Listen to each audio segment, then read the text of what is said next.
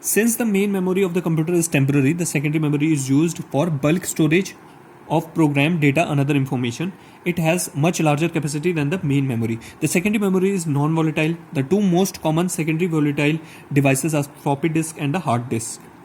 We will discuss about the secondary memory in the details in our next session. So secondary memory क्या होती है कि एक computer में जो मेन मेमोरी होती है उसमें एक टेम्पररी मेमोरी होती है और सेकेंडरी मेमोरी जो होती है वो स्टोर करती है इंफॉर्मेशन को, अनदर इंफॉर्मेशन को. तो इसमें क्या होती है, लार्जर कैपेसिटी की भी होती है मेन मेमोरी, और जो सेकेंडरी मेमोरी होती है वो ऐसी मेमोरी होती है जो कि वॉलेटाइल नहीं होती, मतलब उसकी इन्फॉर्मेशन जाती नहीं है, परमानेंट होती है. तो इस टाइप की जो सेकेंडरी मेमोरी जैसे होती हैं वैसे फ्लॉपी डिस्क जो होती है उसमें यूज़ होती है, उसमें होती है. और हार्ड डिस्क जो होती है वो भी एक सेकेंडरी मेमोरी का एक एग्जाम्पल है. इसके बारे में हम नेक्स्ट सेशन में पढ़ेंगे. फिर आता है expansion slot and the expansion cards.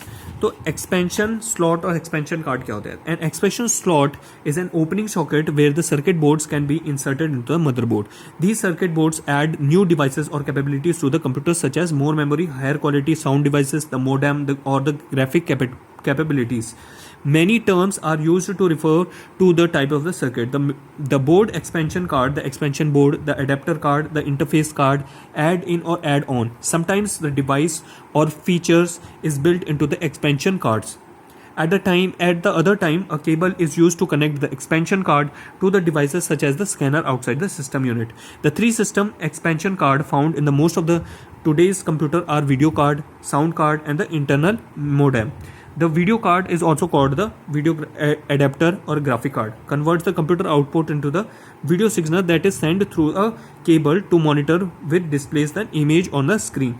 The sound card is used to enhance the sound generating capability of the personal computer by allowing the sound to input into the microphone and output through the speakers.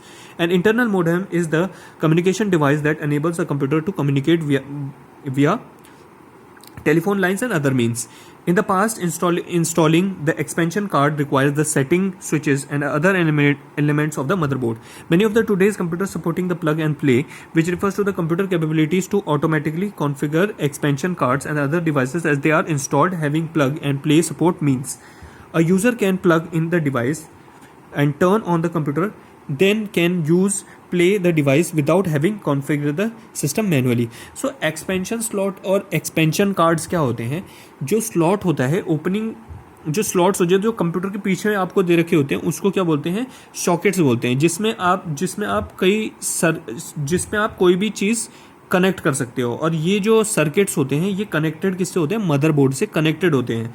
और इसमें क्या होता है, जो भी कुछ enhancing करने के लिए यूज़ करते हो, जैसे साउंड कार्ड या कोई ग्राफिक्स को गेम्स जब खेलते हैं तो उसमें हम ग्राफिक कार्ड्स एक्स्ट्रा चीज़ जो है ऐड कर सकते हैं इसमें.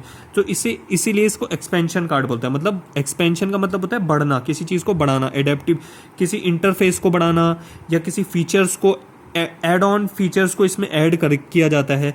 और इसमें मोडेम भी किया जाता है. इंटरनल मोडेम जो होता है, वीडियो कार्ड इसमें डाला जा सकता है, वीडियो कार्ड इसमें डाला जा सकता है, ग्राफिक्स के लिए इसमें डाला जा सकता है, और स्क्रीन के लिए कुछ ग्राफिक्स डाले जा सकते हैं. माइक्रोफोन इसमें ऐड किया जा सकता है, जैसे कि माइक्रोफोन की आवाज़ के लिए स्पीकर्स इसमें ऐड किए जा सकते हैं एडिशनल, है ना. और ये सब जैसे कि एक्सटर्नल आपका मोडेम होता है जिससे नेट चलता है, इंटरनेट, वो भी इसमें ऐड किया जा सकता है.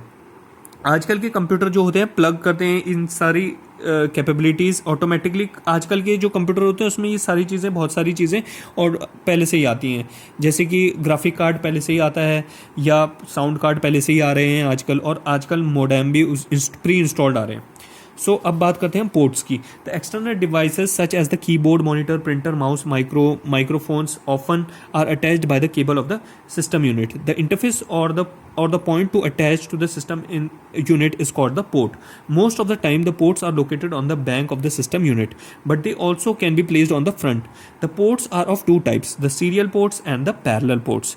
तो ports जो होते हैं, जो हमारे जो एक्सटर्नल डिवाइस को कनेक्ट करने के लिए होते हैं पोर्ट्स, जो CPU होता है, सेंट्रल प्रोसेसिंग यूनिट, जैसे यहाँ पर फोटो दे रखी है, इसके पीछे ये एक पीछे जो होते हैं इसमें एक्सटर्नल पोर्ट्स हम ऐड कर सकते हैं, जैसे कि माउस का, कीबोर्ड का, मॉनिटर को कर सकते हैं, इसमें पेन ड्राइव के लिए भी पोर्ट्स होते हैं और डिफरेंट पोर्ट्स होते हैं।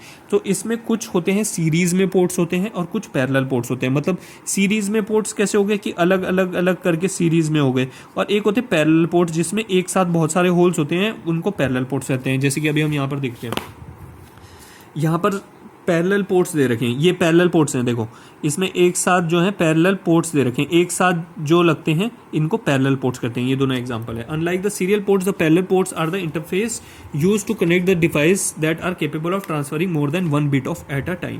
The parallel ports were developed originally as an alternative to slower speed serial ports. So many printers are connected to the system unit using the parallel ports with the 25-pin female connectors.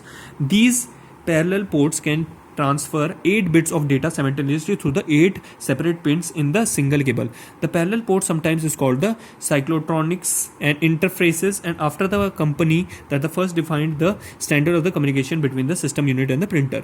तो parallel ports वहाँ पर use होते हैं जहाँ पर ज़्यादा information का transfer करना होता है केबल के थ्रू। तो जहाँ पर बहुत ज़्यादा होता है, जैसे कि प्रिंटर में बहुत सारी इंस्ट्रक्शन एक साथ देनी होती हैं, तो उधर पे ये यूज़ होता है। और इसमें क्या होते हैं, 25 कनेक्टर्स होते हैं एक साथ जो होते हैं कनेक्ट करते हैं। और इसे हम क्या, इस जो पैरेलल